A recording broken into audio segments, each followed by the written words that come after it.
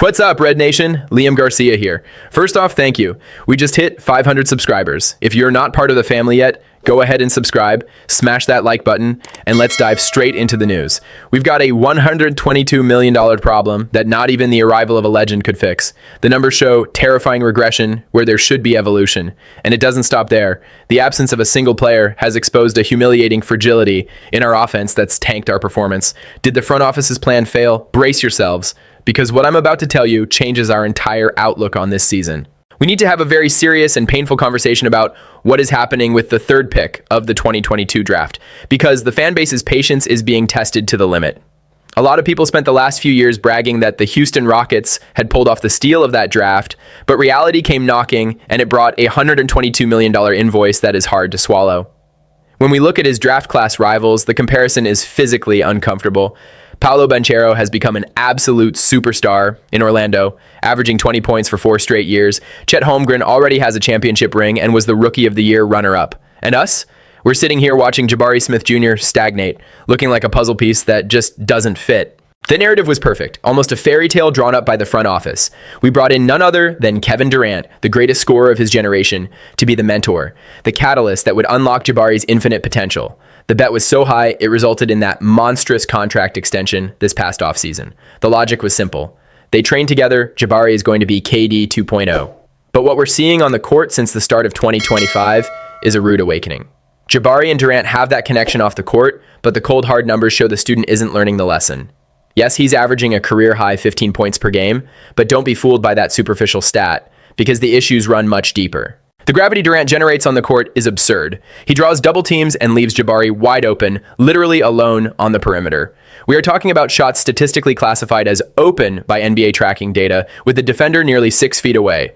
And even with all that freedom, our number 10 is converting a pathetic 40% of those open looks inside the arc and just 32% from deep. For a player whose biggest selling point in the draft was elite shooting, maintaining the exact same 36% percentage from his second year is unacceptable. He simply hasn't evolved.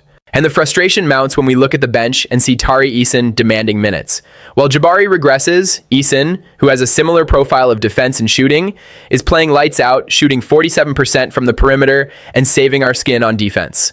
The team has a 6-2 record when Eason starts. The comparison is cruel, and to make matters worse, in recent games, it was time for Jabari to step up. It was his moment to say, "I got this." And what happened? He disappeared. In 2 of the 3 recent decisive games, he shot 2 for 13. In losses, his offensive rating plummets to 104, while in wins, it's 134.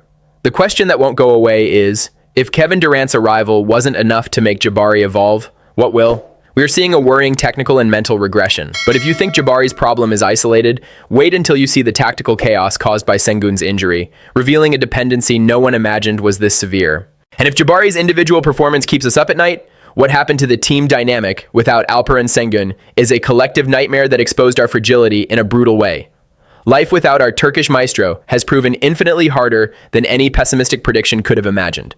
We were flying high, boasting the 3rd best offense in the entire NBA, a well-oiled machine, but it took just 3 games without him for us to free fall to 23rd in offensive efficiency.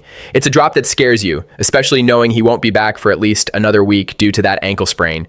The immediate result? We are fighting for survival on every possession, losing to teams we should dominate, like that bitter 103-102 loss to Portland on Wednesday. If not for a Kevin Durant miracle at the buzzer in another game, we'd be suffering through a humiliating 0-3 stretch without our center. But wait, because what comes next is even more unbelievable and almost a cruel twist of fate.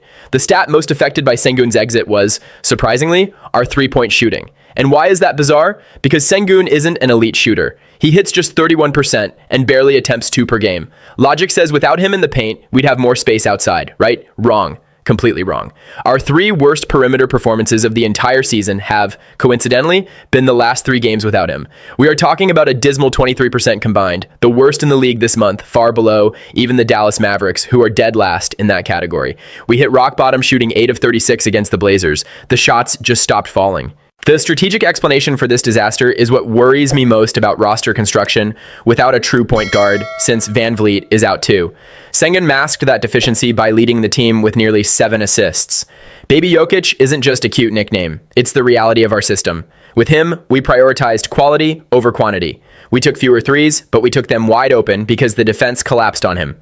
Without him, the team went into panic mode and flipped the logic. We are launching over 35 threes per game out of desperation, most of them contested, out of rhythm, basically spray and pray. It's become quantity with absolutely no quality. Reed Shepherd and Jabari himself are feeling the heat, shooting under 27% during this stretch because they aren't getting clean looks anymore. Durant, poor guy, is trying to carry the load, maintaining a 25-point average, but even his efficiency has dropped to 25% from deep because he's overworked trying to create and finish at the same time. We are living the drama Denver lives without Jokic, but on a smaller and more dangerous scale, slipping to the 6th seed in the West. And now, looking at this tactical mess and the stagnation of our gems, a massive question mark hangs over the Toyota Center regarding this team's actual ceiling. Looking at the landscape, we are surrounded by dangerous uncertainties. On one side, the multi-million-dollar investment in Jabari Smith looks like a mistake, given the rise of Tari Eason. On the other, Sengun's absence revealed that our offense is inoperable without his genius, even with Durant.